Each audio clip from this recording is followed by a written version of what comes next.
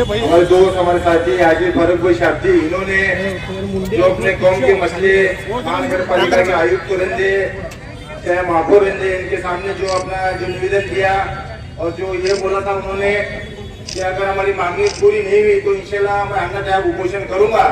इसलिए वो बात पर खड़े उतरे, सच्चे उतरे, इसलिए उन्होंने यहाँ पर आज उपोषण का यहाँ पर रखा है।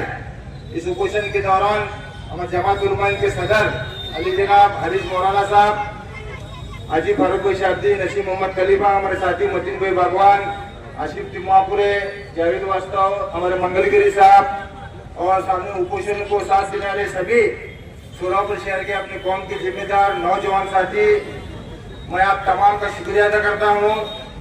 एक शख्स जो अपने कौम और मिल्लत के लिए, अपने समाज के लिए आंदोलन कर रहे हैं, तो हमारी सबकी जिम्मेदारी बनती है कि हम उन्हें साथ दे।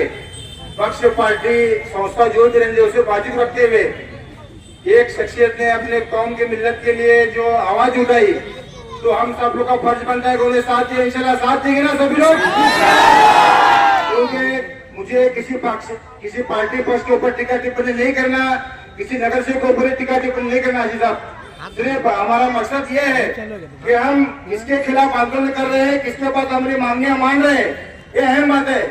क्योंकि हमें आपस में गिले शिकवे नाराजी नायती पार्टी को बाजी रखते हुए जहाँ भी कौम में मिल्लत का मसला है, अपने कौम का मसला है, अपने शहर का मसला है, अपने देश का मसला है, वो सब लोग एक जगह आकर उसे मांगनी पूरी करना पड़ता है, लड़ना पड़ता है, हक मांगना पड़ता है।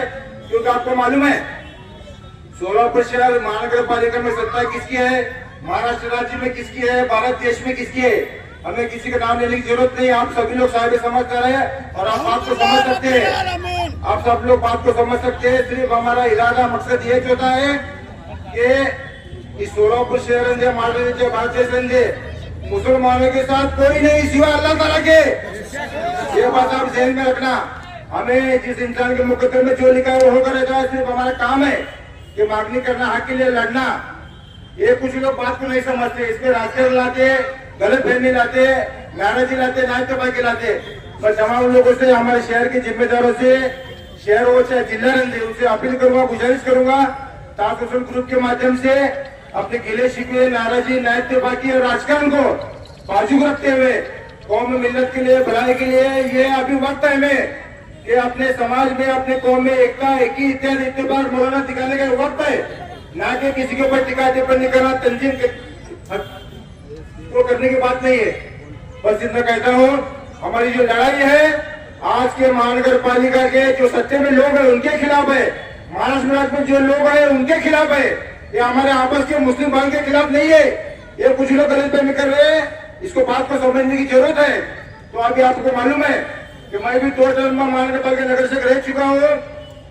जो भी बजट है, निधि है, वो मार्च के महीने, खलीफा साहब मार्च के महीने में मिलती है। और अगर बड़ा बजट रहा महाराष्ट्र शासन की निधि में से मिलती है, चाहे कब्रिस्तान हो, दरगाह रहे, दिक्कत जो बड़ी निधि है, अगर यहाँ के महापौर हो, आयुक्त रहेंगे, वो सिफारिश करना पड़ता माइनॉरिटी मिनिस्टर के पास, मुख्यमंत्री के पास, वहां से जाकर निधि लाना पड़ता। लेकिन ये लोग जो है मुस्लिम समाज को दबाने का, कुचलने का काम करते हैं।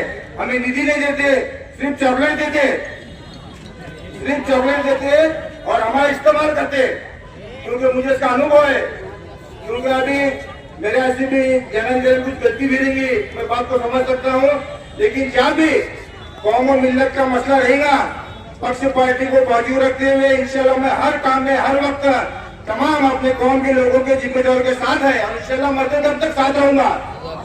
इतना कहता हूँ और हाजी फारूक साहब की मुबारकबाद देता हूँ। आपने पहल अच्छी की है। इंशाल्लाह टास्क सोशल ग्रुप हमेशा, हमारे पूरे पदाधिकारी, कार्यकर्ता, रिश्तेदार हमेशा आपके साथ है, जमात के साथ है, अपने कौम मिल्लत के साथ है। इतना कहता हूँ और इंशाल्लाह फारूक साहब आगे बढ़ो, हम आपके साथ है। शुक्रिया।